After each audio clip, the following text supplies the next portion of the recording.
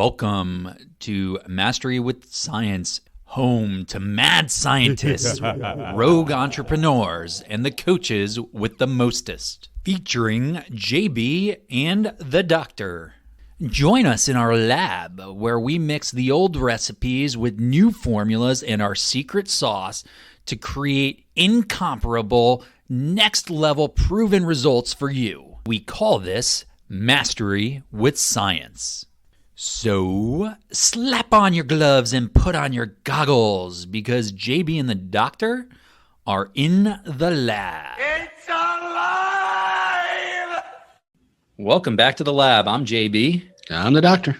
Thank you for any new listeners joining us today. We are high performance coaches. We are specialized in helping to improve your positioning and presentation skills, power up your productivity, and supercharge your sales. We work specifically with service-based professionals and entrepreneurs. Yes, we do.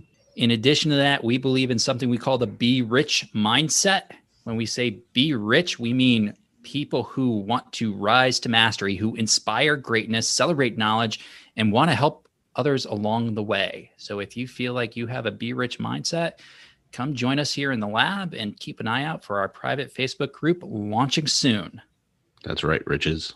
And for all our previous listeners, thank you again for joining us. We are super excited to have the one and only, the incomparable Mr. Blake Cohen joining us. And Blake has a really unique past. Today, he is a coach. He focuses on helping people in recovery from addiction. He works as a life coach. He is part of Next Level Recovery Associates. He's a co-founder, and he has a certification as a certified addictions professional from the Florida Certification Board. He is a certified life coach. He has a bachelor's degree in psychology from Florida Atlantic University and is earning his master's degree in leadership from Nova Southeastern. He has a personal story that's really driven his passion for what he does today and has multiple bouts and experiences with entrepreneurship. So, Blake, thank you so much for joining us today. Really excited to have you on the show. I'm super excited to be here. Thank you guys for inviting me on this podcast. Yeah, we were talking before you jumped on here, and this is not your first foray into the podcast world, is it? No, I've done quite a bit of it, actually. There's been, it's funny because I was just at physical therapy and was trying to coach my physical therapist on how to start a podcast. That's awesome. And I am officially handing my mic over to Blake. He's going to start hosting from here on out. My work is over, folks. Perfect. So, Blake, then you just have to occasionally remember that I'm here, and it'll be just like JB's doing it. Okay, perfect. Yeah, you can ignore him as much as you want. It's okay. He's used to it. So Blake, you've got this really interesting story behind you. Yeah, I failed to mention you're the author of a best-selling book, I Love You More, Short Stories of Addiction, Recovery, and Loss from the Family's Perspective. That can be found on Amazon. We'll talk about that a little bit later.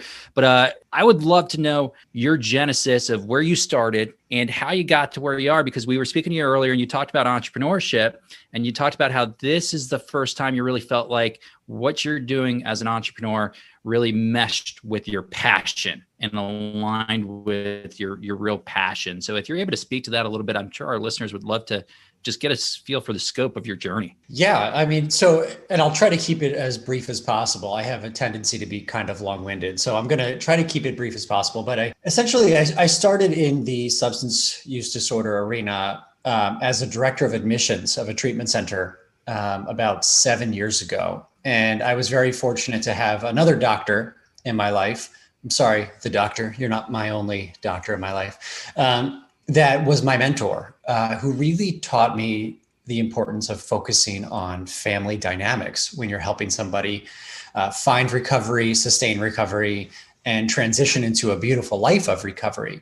So I was trained early on by this doctor, worked for him for about 5.5 years until some things changed with the treatment center. So I made a transition on. But throughout that time and throughout my own personal recovery, I had really sort of gotten the entrepreneurial bug. You know, I watched this doctor really work and grow the treatment center we were working for. And I actually read a book called, which this may be where a lot of people start wanting to do their own business, I read a book called The 4-Hour Workweek. And in it, it really started to light a fire in me of really wanting to jump into this entrepreneurial world and to kind of become my own boss and to have some control over my scheduling, have some control over my life, and have the ability to really work from anywhere was always very appealing to me.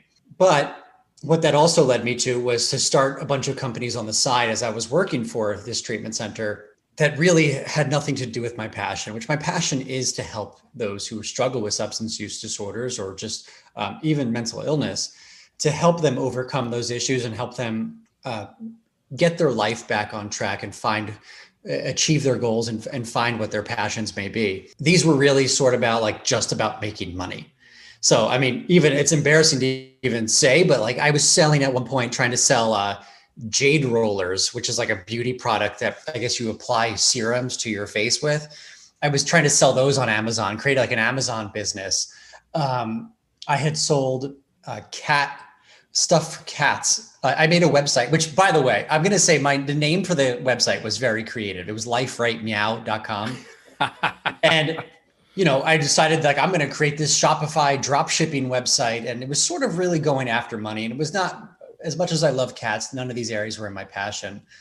So it's interesting that my career now has brought me to a place where I've learned the lesson that if you start a company that you're not passionate about the products or passionate about what you're trying to do or trying to bring value to people, then you're most likely not going to succeed. And since starting Next Level Recovery Associates with my partner, Amanda, I knew this was the right place for me. I knew this was something that I can put my all into and not have a problem of working from morning till night, really trying to achieve our business goals, our personal and professional goals, focusing on this company.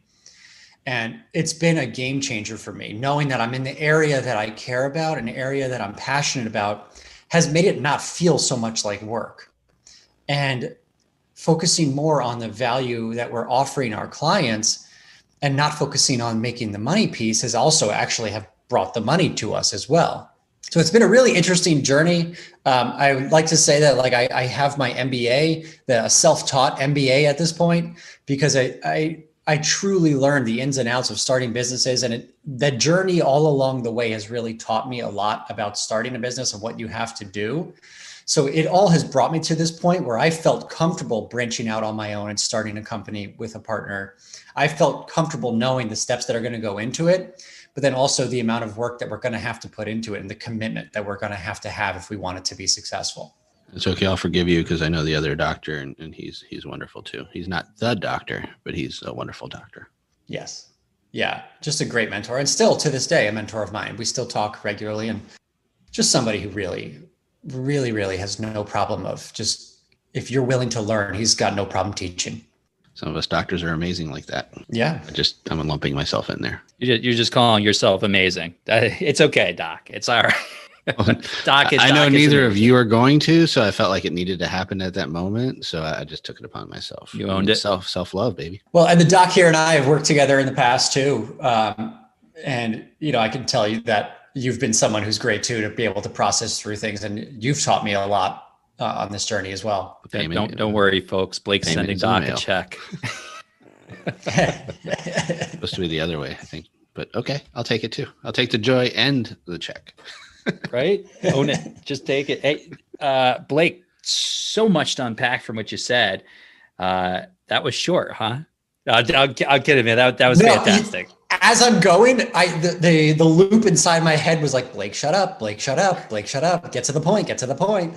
I could really, I mean, we could open up a conversation around so much about what you spoke to, whether it's the 4-Hour Workweek book that really kind of ignited that fire to initially start doing something on the side and building out a model. However, even with that and the lessons you learned and experience versus true education, the commitment levels, everything that goes into building out a business, what stuck out to me most is the why and the passion behind it. And Doc and I talk about the why a whole lot when it comes to mindset and ability to really own and be accountable for managing your day and achieving the results you want to achieve and building out the process and routines you need to. It comes down to having a why. So it sounds like you've really found that now at Next Level Recovery. Yeah, no, I absolutely have. And yes, it is extremely, extremely challenging work. And there's days where I do want to just go hide under a rock, but it's not something that I want to escape from. Ultimately, I know that this is where I belong, and I know that I feel confident in my abilities here. And it does bring me such joy when we have those successes with clients. There's the joy that I get and the fulfillment that I get from having success with clients is insurmountable. I couldn't compare it to if somebody bought a pack of 100 jade rollers. It would not bring me any joy. It would just be a momentary of like, oh, that's cool. So this is such a different feeling of just fulfillment that I don't think I could get anywhere else. So I'm going to stop you there because it begs a real question. Did the chicken come before the egg or the egg before the chicken? Did you know that this was going to be what was so fulfilling for you? Or is the fulfillment what's given you kind of the yes, this is the right thing for me? Well, I think that sometimes you don't know what you have until you lose it. So I was working for that other doctor, like I mentioned, for about 5.5 years. And my role was director of admissions, but we was a very hands-on program where we all wear a lot of hats. And that meant I had direct interaction with families and with clients that are coming through the program on a daily basis. So I was a part of the healing process with them. Coaching them, helping them understand why they want to stay, helping them to inspire them as to why they should want to live a life of recovery and what's possible for them, and being part of that. And then coaching families on communication, and boundaries, and enabling, and educating them on the disease of substance use disorders. Well, I was doing that for a while, then transitioned into a role that was more of an outreach-based role, where I was still able to get out there and educate people on substance use disorders, but I wasn't working directly with families and clients. And so when that went away, I just completely, as much as I liked where I was working, I just was losing that sense of passion. It wasn't great to talk about a treatment center all the time. I rather would be able to speak directly to clients and be able to help the clients directly. So when that was taken away from me, I realized that that's where my passion lied. And I would rather go take the risk of starting my own company to work directly with clients and not have that comfortable salary that I had, but be able to be a part of the change process with families, than just to collect a paycheck and be able to do marketing and outreach for a treatment center. That to me is incredibly insightful. And I'm going to do a shameless plug here for the doc and I, because I think the be rich mindset that we talked about earlier in our introduction really is the idea of building a community of people, very like-minded people, of what you're describing there, Blake, which is, this concept that we want to do more, and we want to have a real lasting impact. We want to leave a legacy with the people that we cross paths with in our lives. And we want to help people.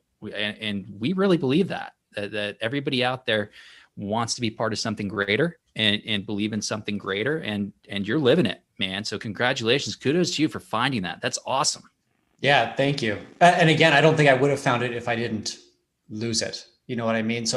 But it's having that introspection and that insight into ourselves. And it's why I feel like it's very important that we're constantly taking an inventory of ourselves and how we feel and what's changed in the last year. Why do I feel different? And whether it's good or bad, constantly checking ourselves so that we can see, okay, am I getting further away from my goals and passions, or am I getting closer to them? Does this excite me? Does this bore me? Am I done with this journey? Is it over? Should I move on to the next? Really constantly evaluating ourselves is really important if we want to know that we're fulfilling the purpose that we were intended to fulfill. I feel like that purpose sometimes changes, right? There's, yes, like we talk about pivots all the time, that passion can change. You can feel passionate about something very strongly, and then be introduced to a new aspect of it and then realize, oh, that's even more passionate. I didn't lose that other passion, but this one's even more so. I often think of the only book that I've read 3 times.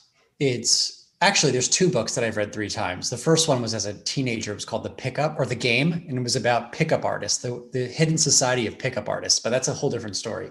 That was just so interesting to me. But the other book was Viktor Frankl's Man's Search for Meaning, and how he discusses purpose in the sense of it's not this grand, that we all have this grand purpose in life, but how purpose really lies in the moment, and purpose can be evolving depending on what we're doing. And I think of that now as well, is that yes, there's maybe an overarching theme to my life and to what I love doing for right now, but the purpose and the direction that I'm in does feel like it's sort of shifting with the times and with the moment. I have a good friend who's a boxer who shared with me the other week, and he was speaking to a group of us, and he said, life's a lot like a round of boxing. It's 3 minutes, 3-minute rounds. And you know what? It's okay if after that 3 minutes, there's a different passion or a different project, or you're going to do something else. That round's over. You don't have to always stick with it. And it reminds me, Doc, of one of our very first podcasts we had. So for those listeners who haven't been listening from the beginning, we early on had a podcast where we talked about, the quitting and the idea that the media has everybody pushing towards never walking away from something. And that's just not always the case. Life is dynamic. Life changes. We change with life. And sometimes it is in your best interest to be able to objectively figure out, is this still what I really want to do or not? And if it's not what you want to do, that's okay. That's really all right. It brings up a great point, though. Doc, you about to say something? Well, it's just saying it mentioned what Blake mentioned earlier about holding on to the paycheck and branching out. And we get that scarcity mindset that comes in and takes over a lot of times. And it paralyzes us because we don't know where the next paycheck might come from if we take this risk, or we don't know what that's going to look like, or what if people don't call us to book sessions? And that fear can take over. But that's where that you really actually want to weigh on that why and that passion and push through it, because that's still what's going to hold you over. And like Blake said, the money came after the passion, because he was passionate about it. It drove it. But you also just brought up an incredible point of the fear piece, and that I don't want everybody to ever think that fear is not going to be there. And even now, today, we're celebrating our 1 year of this company on March 1st. And even still, last night, I had trouble sleeping thinking, what's this next year going to look like? And that scarcity mindset and that fear that still came in. And it's a matter of just continually moving forward, regardless of having that fear, and not letting it paralyze you, which some days, I'll be honest with you, I do get paralyzing fear or paralyzing anxiety. And I think I'm like, I'm just going to quit this all and just go for a steady job in tech or something like that. But the reality is just acknowledging those thoughts and then moving forward from them and recognizing, you're kind of bringing yourself back to reality is so important, and pushing through that fear, whether you feel it or not. Heck yeah, I wrote down Jade Rollers because I'm going to go look into that after, because now here the market's open. Don't. The market was closed when I got into it. So don't trust me. It was a bad move. There is something to be said about a business forged in fire. Everything we do, the crucible, the hotter it is, right, the stronger the steel that comes out. So they say. To start a business 1 year ago in March, by the way, congratulations on the 1 year anniversary coming up. Thank you. That's fantastic. Love seeing that. Really do. You probably started at what is arguably the most difficult time to possibly start. And for those listeners out there listening, thinking, oh my gosh, how did they do it?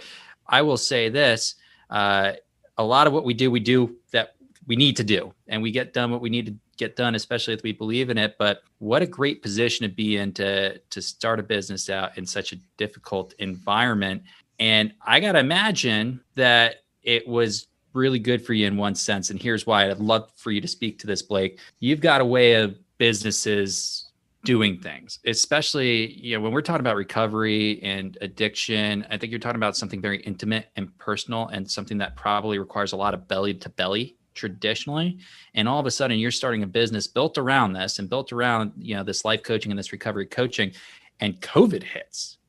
And now all of a sudden the entire business model probably needs to change, but your business is just starting. When that happens. So a lot of shifting there, a lot of pivoting. We love the word pivot, and we love this idea of innovation. Can you share with us how the model changed and how you as a young business were able to adapt to that? Because I think you probably were in a better position than a lot of more established businesses. Right. Well, if you remember, like March 1st, what COVID was just sort of ramping up, but nobody thought that it would last this long. Nobody had any idea. And You know, there is sort of something to say about my partner and I.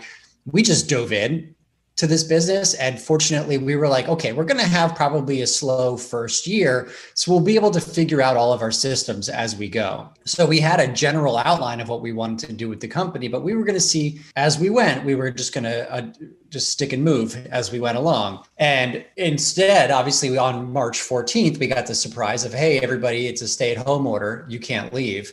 Everything has to happen from home now. Interestingly enough, I also started my master's program on March 1st. So that was a fun day. And the first class that I was taking was about strategic planning in the face of change. So yeah, it could not have been more apropos for what was going on, because I was literally in a class that talked about how to adapt to change, how to adapt your company to change. So we really pivoted, as you said, and really just adapted our model right away to utilizing Zoom, to putting in safety precautions. We didn't have that many procedures in place yet. So it really was actually okay. We haven't really done much work outside of COVID at all. We had 2 weeks of outside of COVID times. So everything that all of our procedures right now are based on this virtual world that we're living in, and our sort of COVID precautions. Yet there still has been a lot of work that we've had to do in person, regardless of COVID. And throughout even the stay-at-home order, we had to go to people's houses. You can't do an intervention. Let me take that back.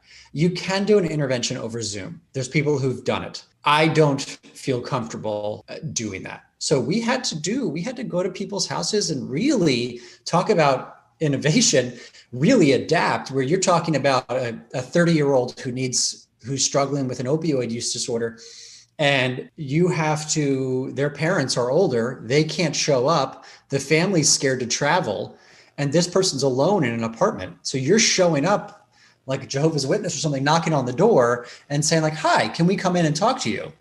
And have their family on an iPad on FaceTime, or really trying to adapt and overcome some of these hurdles. So it actually made us a lot more creative in the intervention process, and in the coaching process of having to really adapt and not rely so heavily on the traditional intervention and coaching models that we were taught.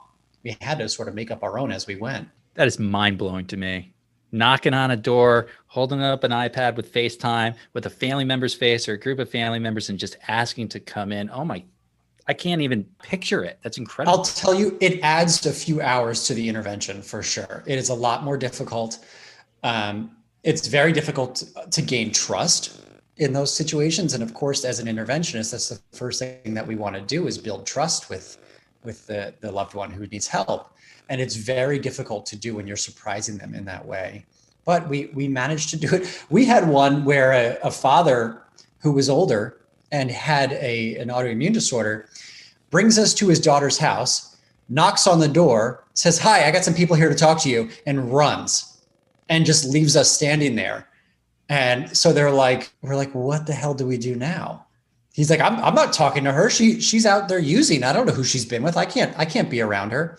Knocks, I got someone to talk to you, runs. So we had to bring this girl outside to a picnic table. And I mean, that intervention went on for almost 2 days straight. But we got her in, and we had to be creative and compassionate and just really take the time to build that trust and rapport. That is wild. Y'all can't see my face right now, but the reaction was probably pretty priceless. I can't get over that. That's crazy. Part of what you said a few minutes ago really comes to mind. We're putting the systems in place as we go. There is a delicate balance in a lot of entrepreneurship. From where I sit, it's about finding a balance between action and strategy and putting the systems in place. So to be nimble, to your point, you didn't have the systems in place. You can kind of create and implement them as you saw, but finding that balance is not easy. And I know that friction and that conflict is something that Doc and I have in our own partnership, where I tend to be very action oriented, and he really needs to pull me back to be more strategic a lot of times. So, I appreciate you you talk about that balance a little bit. Yeah, there was something I learned early on in that first class called emergent strategies, and understanding that there should never be a strategy or a procedure that you have in place that is completely 100% rigid. And you need to have the ability to adapt as you go on the fly and really trust your instincts, your professional instincts as you're going, to say, okay, this isn't working. Let's change right now. Let's try this. Let's try that. And be willing to go through that trial and error process in any given situation to find something that's going to work. One of our favorite models in our modules inside of our time mastery course is about flexibility, because we spend the whole time building the idea of putting things into position to be structured. But what Blake was just saying, exactly right. You have to have some sort of flexibility in there, and you have to be able to move and bend it so that it matches what you're doing, because we're different. We're unique. Our situations aren't all the same, and our days are not going to be all the same. Our businesses are definitely not going to be all the same. And I got to see this firsthand working at a Fortune 50 company in my previous careers, where there were black and white rules in place that really could hamper a corporation and a business. And the very best of the people you worked alongside were the ones that were able to identify the gray areas and you create some flexibility in those otherwise very rigid rules, and rules that were put in place for good reason. Of course, there is rigidity and structure put in place for good reason.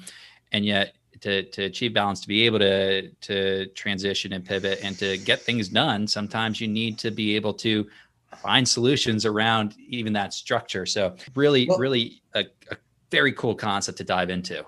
And I just want to bring up, exactly what we're describing right now, by the way, is why we started our company, because we were recognizing that the traditional treatment model, and I know this is something that we talked about prior to recording, the traditional treatment model doesn't work because so many treatment centers put in a very cookie cutter approach to treating substance use disorders and they all claim, oh, it's individualized care, but it's not. And everybody sort of goes through the exact same program. Everybody has the exact same rules applied to them when they come in, the same, you can do this, you can't do that. And it doesn't make sense. Everybody is different. The reason that they've arrived in a treatment center is different, and it needs to be treated as such. So for us, our goal was to let them go through this treatment models, but also partner and find treatment centers that are adaptable and really honor the fact that everybody's different. But then afterwards, not just give them the same aftercare plan of, okay, you're going to go to an intensive outpatient program 3 days a week. You're going to see a psychiatrist, and I want you to go to 90 meetings in 90 days. And that's the same discharge plan given to everybody coming out of a treatment center. Very rarely do you see something different. Well, that only covers one small part of this person's life. And you're not honoring the fact that they're going home to a house that may be broken. You're not going to a marriage that may be stressed. You're not honoring the fact that this person now needs to find a job, or is going back to a job that was toxic for them, or that this person also needs to work on their weight issues, or they're not focusing on any of the other pieces that may be involved in somebody finding recovery. Recovery is not just somebody stopping using substances, which is the goal of the treatment center. Recovery is gaining a life where you feel like you are worthy in society, and you are connected to the people around you and connected to your career and your family and relationships, where it feels like you're growing. To me, recovery is equivalent to growth in life and productivity. And there's no guidelines for that coming out of the traditional treatment center. So that's what our goal at Next Level Recovery Associates is to help people define that path towards growth in their life, whatever it looks like. It reminds me of the study that was done with our veterans coming back from Vietnam dealing with the heroin addiction. The assumption was it was a lost demographic, and they came back to a completely new environment that didn't have all their triggers and the cues that helped create that addiction for them in the first place. And there was a huge response and recovery in that. And yet today, within America, when we're dealing with addiction and the drug problem, and Blake, this is your area of expertise, not mine, but truly, I think what you're speaking to is, when you go back to that environment where you got the addiction in the first place, or you fell into that disorder in the first place, your chance of recovery is really, really low, and it's put to the test in there. So everything you just talked about really reminded me of that. I love what you said, connection. You're talking about growth. And in regards to process, just to circle back to that quickly, process we talk about all the time, PR, process and routine, and it's really important. But from our perspective, we're big on one size does not fit all. So I think we are in complete agreement with you. A good process should triage. A good process should start really broad and help funnel people into the appropriate thing. It shouldn't tell them which way they should go. It should just help bring them to where they should go. And that to me is a really good process. Yes, 100%. I agree with you completely. And yes, like there is certain basics that have to be touched for every person, right? But then like you said, as it funnels down, you start to see where the differences are. And that's where you start to adapt the strategy and the plan and the routine to whatever meets that individual person. I think that was the biggest misconception that I saw when dealing with addiction is that they really all are treated the same. And I know when Blake and I first connected years ago, I kind of ran him through that challenge. I had to see where his stance was on a lot of this stuff because I have some very strong opinions myself as someone who deals with a lot of mental illness. And that part gets overlooked a lot. We treatment centers, especially in Florida, have gotten a bad rap over the years. A lot of it deserved in the past, but that stigma is still attached to that. And because a lot of it wasn't actually treating, a lot of it was just, here, just follow this thing and then you'll be fine. That misses out if you're in there because you're actually just addicted to the substance. If the substance is just a symptom and you have an underlying disease that's causing these reactions. There's so many other pieces that gets missed. And I think that is one of the biggest misconceptions that's out there about addiction is that, just follow this pattern and you'll be fine. That's definitely not true. No, for sure. And I am seeing a big shift in treatment centers and they're starting to take a different approach. Unfortunately, most treatment centers are financially driven. I don't mean that in a negative way. I just mean that's how they stay open. But they're insurance driven, most of them. So insurance is sort of like, I would say 15 years behind of what the research is telling us of how to treat substance use disorders.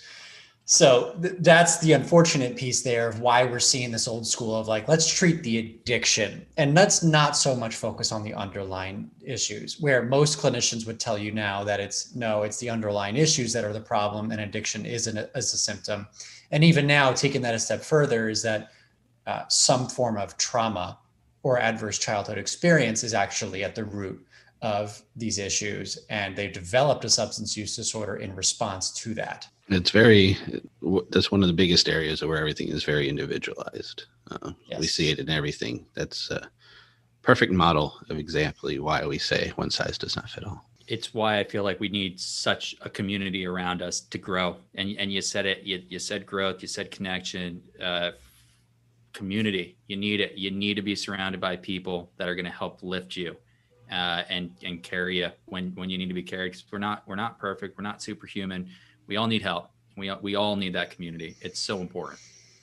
We do. That is one of the biggest challenges, I think, of treating substance use disorders is that people are ashamed that they have that diagnosis. And there's a reason I call it substance use disorder, because that's the proper diagnosis, as opposed to saying it's the biggest issue with treating addicts or alcoholics, because that is a much more stigmatizing term. So utilizing the actual diagnosis or the proper terminology, I think, is important, and helping people understand that there's a way out of this. This is okay. It's a treatable disease. But that is the biggest issue, is that people think that they can get better on their own. And this is one of those diseases where you may be able to, but I can promise you it's going to be a whole lot easier if you reach out to a community and develop a tribe, someone's favorite word on here, develop a tribe of people who understand what you've gone through and have gone through it as well, and don't judge you for the thoughts that you have. Definitely. And I'm going to do a cheap plug now for our guest. We mentioned a little earlier, he wrote a book, a bestseller on Amazon. I've read the book. It's really good, fast read, very insightful. I recommend everyone. You want to tell a little bit about that, Blake, where people can find that?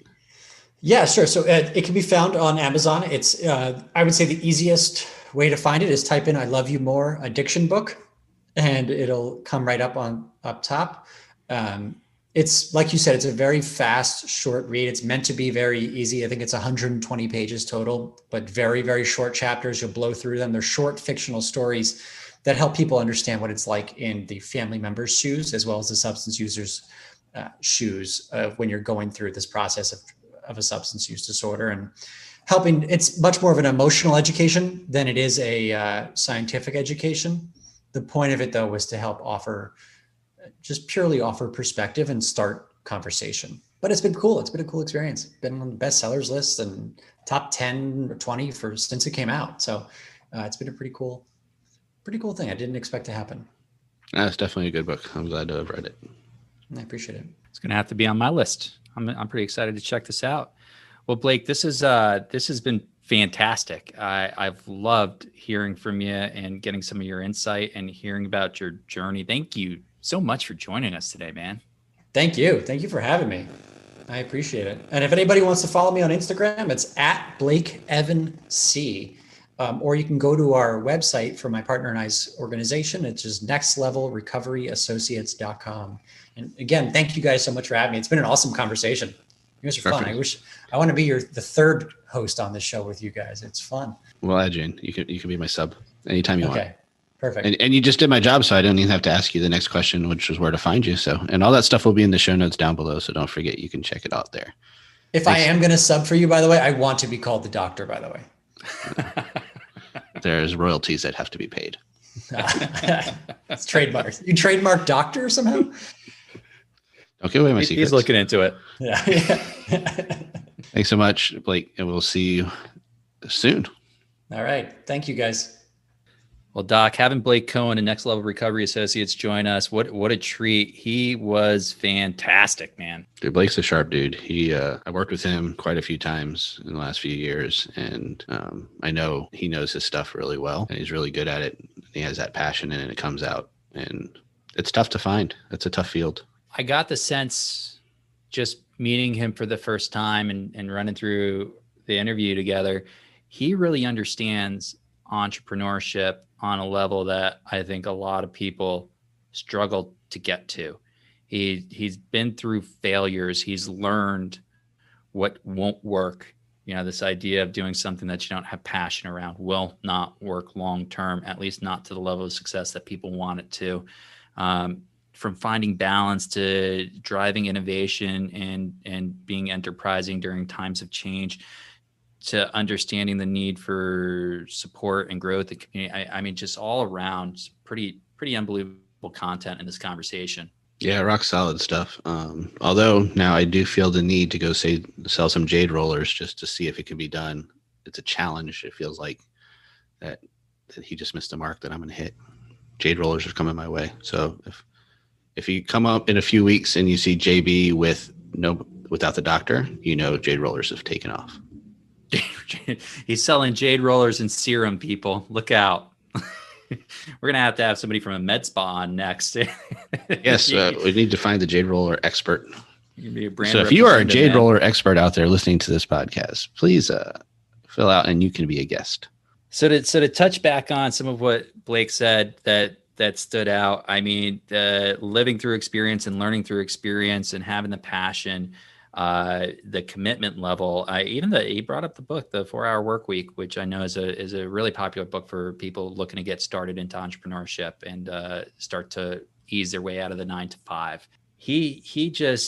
There's so much content in this episode. If you listen through it once, this is the type of episode you could listen through twice and get a lot of good information from.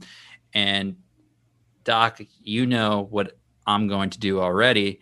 I'm just going to bring it back to where we really started, this be rich mindset. I really felt like Blake epitomizes this, right? This is something that Blake really lives. Rising to mastery, within what he does, inspiring greatness. I think his story is pretty inspiring, what he's been able to figure out on his own. Celebrating the knowledge of what works today versus what's been in the past. And he has a mission to help other people. Pretty incredible. It's right on. He would be a great riches. he would fit right into that mindset, and he is, and that's why we talk about it a lot. But I also, in when we do work with people, we look for that kind of stuff too, and that's why he's someone I've done work with in the past, because he fits into that mindset. When you refer someone or you do some business with someone and you're putting your name with it, you need to make sure that you can trust and rely on what they're doing, and so you can see that mindset fits right in. Absolutely. So as the doc said, all of Blake's information is in the show notes as well as ours.